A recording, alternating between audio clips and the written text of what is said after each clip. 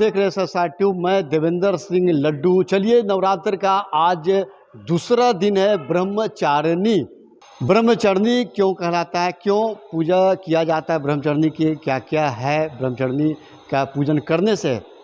हमारे बीच हैं पंडित चतुर्वेदी वंशवर्धन शर्मा जी से ब्रह्मचारिणी पर द्वितीय पर हम विस्तार से इस नवरात्र का पवित्र महीना में विस्तार से चर्चा चलाते हैं। चलिए मेरे साथ। बाबा प्रणाम। यशस्वी भव, जय माता दी। आज नवरात्र का दूसरा दिन है, आज ब्रह्मचारिणी का क्या किस तरह का पूजा होती है बाबा? आपने प्रश्न अच्छा किया है। आज भगवती के ब्रह्मचारिणी स्वरूप का पूजन है। ये ब्रह्मचारिणी है क्या, और ब्रह्मचारिणी में किनकी पूजन करें? जैसा कि नाम है वैसा ही गुण है, क्योंकि कर्म के अनुसार नाम की व्यवस्था सनातन में बहुत पहले से रही है। कर्म के अनुसार नाम दे दिए जाते हैं। जैसे विश्व शिल्पी हैं तो वो विश्वकर्मा हैं, गुप्त रूप से चित्र खींचने की क्षमता रखते हैं तो चित्रगुप्त हैं।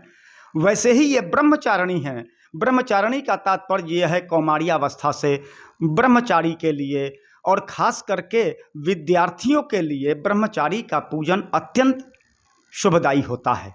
ब्रह्मचारिणी का पूजन ब्रह्म मुहूर्त में करने की परंपरा रही है। वैसे तो भगवती का पूजन कभी भी किया जा सकता है, किसी भी समय माँ की आराधना की जा सकती है।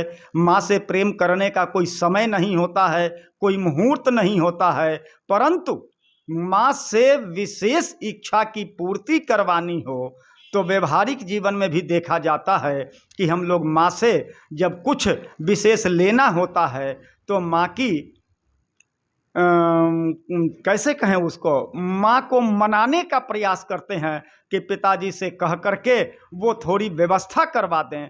वैसे ही ब्रह्मचारिणी स्वरूप का पूजन जब करते हैं, ब्रह्मचारियों के लिए, विद्यार्थियों के लिए, तपस्वियों के लिए ब्रह्मचारिणी का पूजन अत्यंत आवश्यक है। ब्रह्म मुहूर्त में ब्रह्मचारिणी का पूजन अत्यंत शुभ फलदायी है।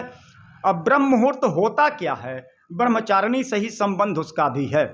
सूर्योदय के 2 घटी पूर्व मुख्य ब्रह्म मुहूर्त होता है।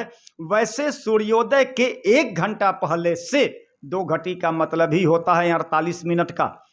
सूर्योदय के 1 घंटा पहले का जो समय होता है ब्रह्म मुहूर्त होता है। यह मुहूर्त स्वास्थ्य के लिए अत्यंत लाभकारी है और खासकर मस्तिष्क इस समय अत्यंत जागृत अवस्था में होता है। समाज के वो धूल कण से, वायु के प्रदूषण से मुक्त रहता है। इसीलिए विद्यार्थियों को ब्रह्मचारिणी का पूजन अवश्य करना चाहिए।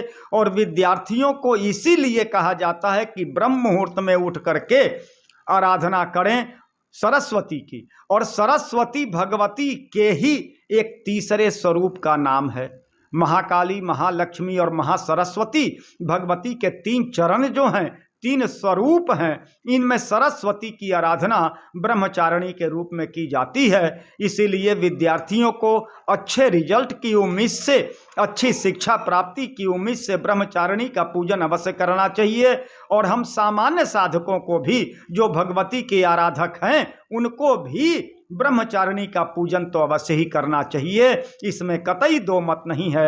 ब्रह्मचारिणी का पूजन व्यक्ति के ब्रह्मचर्य की रक्षा करता है, व्यक्ति के ज्ञान की रक्षा करता है, व्यक्ति के ब्रह्मांड की, मस्तिष्क की रक्षा करता है। इसलिए ब्रह्मचारिणी का पूजन ब्रह्म मुहूर्त में अत्यंत शुभ फलदायी होता है और हम सभी के लिए अत्यंत शुभ फलदायी है। सभी भक्तों के लिए शुभ फलदायी है, विद्यार्थियों के लिए विशेष करके शुभ फलदायी है। इसमें कहीं भी संदेह नहीं है।